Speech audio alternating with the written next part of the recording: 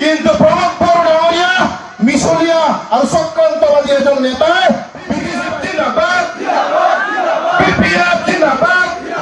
অনুষ্ঠানত আহি মই অতিকৈ আনন্দিত হৈছো,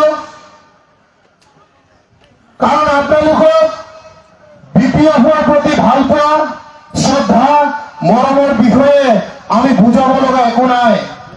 আজিৰ এই অনুষ্ঠানত যিদৰে আমি ৰাইজৰ সঁহাৰি আৰু সহযোগ পাইছো, তাৰ কাৰণে আমি আপোনালোকক বিপিএফ দল তথা কোচ ৰাজবংশী শ্বেয়াৰৰ তৰফৰ পৰা আন্তৰিক অভিনন্দন জ্ঞাপন কৰিছো। শ্ৰদ্ধাৰ ৰাইজ, মই পৰ্বতজৰা সমষ্টিৰ ৰাইজক এটাই বস্তু আপোনালোকক ক'ব খোজো যে আপোনালোকে UPPL তথা মিছলীয়া প্ৰমোদ বড়ো ডাঙৰীয়াক প্ৰশ্ৰয় দিয়া নাই। তাৰ কাৰণে আপোনালোকক আকৌ ধন্যবাদ জনাইছো। আৰু অনাগত দিনত যাতে পৰ্বতজৰা সমষ্টিত UPPL দলৰ ট্ৰেক্টৰ যাতে সোমাব নোৱাৰে, তাৰ কাৰণে আপোনালোকে সদায় সচেতন হৈ থাকিব।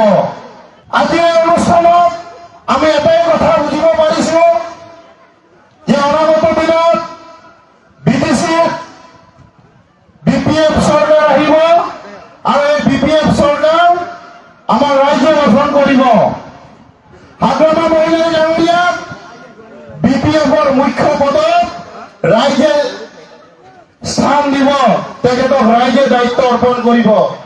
তাৰ কাৰণ আমাৰ BTCৰ উন্নতি লাগে, আমাৰ BTCৰ ডেভেলপ লাগে, BTCৰ বিকাশ লাগে।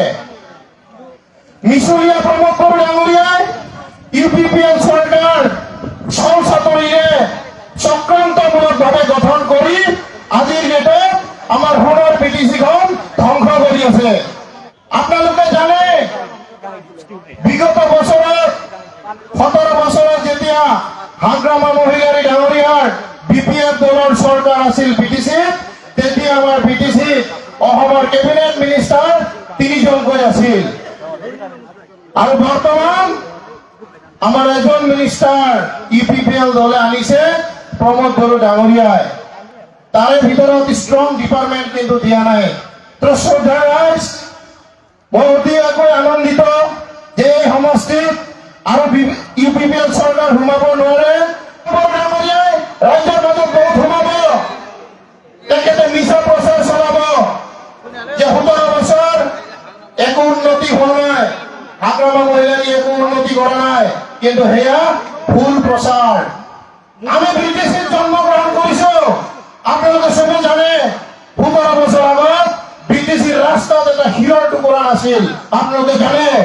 কিন্তু হাগ্ৰামা মহিলাৰী ডাঙৰীয়াই যেতিয়া BTC গঠন কৰিছে, তাৰ পিছৰ পৰা BTCত ৰাস্তা ঘাটৰ উন্নতি হৈছে। কোকৰাঝাৰ ডিষ্ট্ৰিক্টত বড়োলেণ্ড ইউনিভাৰ্চিটি, CIT, NDPCৰ দৰে বিভিন্ন ধৰণৰ অনুষ্ঠান প্ৰতিষ্ঠান গঢ় হৈছে, কিন্তু প্ৰমোদ বড়ো ডাঙৰীয়াই একো কৰিব পৰা নাই। তাৰ উদাহৰণ আমি দাঙি ধৰিছো। আমি এটা বস্তু জানো, হাগ্ৰামা মহিলাৰী ডাঙৰীয়াৰ BPF দলক যদি আমি BTCত উপযুক্ত স্থান দিব পাৰো, আমি আশা কৰো BTCত আৰু 3 জন, যোৱা বছৰ 3 জন মিনিষ্টাৰ আছিলে, এইবাৰ 4 জন মিনিষ্টাৰ আনিবলৈ সক্ষম হ'ব হাগ্ৰামা মহিলাৰী ডাঙৰীয়াই। BTC 4খন জিলাত 4 জন অসমৰ কেবিনেট মিনিষ্টাৰ অনাৰ কাৰণে আমি সক্ৰিয়ভাৱে BPFৰ হৈ জয়গান গাব লাগিব। আমি এটা বস্তু চাব লাগিব, আজিৰ ডেটত প্ৰমোদ বড়ো ডাঙৰীয়াই বিভিন্ন জাতি জনগোষ্ঠীক টাৰ্গেট কৰি কথা কয়।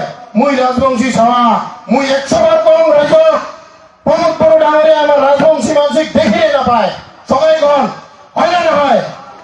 খালি আমাৰ ৰাজবংশীৰ মানসিক নহয়, মুছলমান ভাইগিলাক দেখি নাপায়, আদিবাসী ভাইগিলাক দেখি নাপায়, বাঙালীগিলাক দেখি নাপায়। তাৰ প্ৰমাণ আমি দাঙি ধৰিম। আপোনালোকে জানে যোৱা কেইমাহমান আগত আদিবাসী ভাইসকলক, খ্ৰীষ্টিয়ান ভাইসকলক, মুছলমান ভাইসকলক প্ৰমোদ বড়ো ডাঙৰীয়াৰ UPPL চৰকাৰে উচ্ছেদ অভিযান চলাই আছে। এইখন BTCৰ 2 জন জননেতা হাগ্ৰামা মহিলাৰী ডাঙৰীয়াই BTC-বাহী ৰাইজক মাটিৰ পট্টা দিয়াৰ কথা চিন্তা কৰে। বিগত বছৰবোৰত মাটিৰ পট্টা দি আহিছিল, কিন্তু প্রমোদ বড় ডাঙরিয়া মিশলিয়া আর চক্রান্তবাদী এজন নেতায় বিটিসি বাহিনীর বিভিন্ন জাতি জনগোষ্ঠী উচ্ছেদ চলোয়ার চেষ্টা চলা যায়। আপনাদের নিউজ বাতৰি কাকতত চায়। তো শ্ৰদ্ধাৰ ৰাজ প্ৰমোদ বড় ডাঙৰিয়াৰ মিশলিয়া সৰকাৰক আমি বিটিসি বাহিনী ৰাইজে কেতিয়াও ক্ষমা নকৰো। অনাগত 2025 নিৰ্বাচনত আমি এটাই স্লোগান ল'ব লাগিব, ব্ৰহ্মপুত্ৰ নদী আমাৰ বিটিচিত নপৰে, গতিকে প্ৰমোদ বড় ডাঙৰীয়াৰ মিছলীয়া ইউপিপিএল চৰকাৰ আমি সৰ্কোচ নদীত বিসৰ্জন দিয়াৰ কাৰণে আমি সকলোৱে সাজু হ'ব লাগিব। শ্ৰদ্ধা ৰাইজ, সদশেষত মোৰ বক্তব্য মই সামৰণি মাৰিম। আমি বিপিএফ দলৰ স্বাৰ্থত, বিটিচিৰ উন্নতিৰ স্বাৰ্থত, হাগ্ৰাম আলী ডাঙৰীয়াৰ স্বাৰ্থত আমি 1 মিনিট সময় থিয় হৈ দলৰ স্বাৰ্থত আমি শ্লোগান দিম। এই অঞ্চলত থকা মিছলীয়া প্ৰমোদ বড় ডাঙৰীয়াৰ নেতা পালি নেতা যাতে ভয়ত কম্প্ৰমেট হয় তাৰ কাৰণে আমি শ্লোগান দিম। আপোনালোকে সহায় কৰক। বিপিএফ জিন্দাবাদ, বিপিএফ জিন্দাবাদ।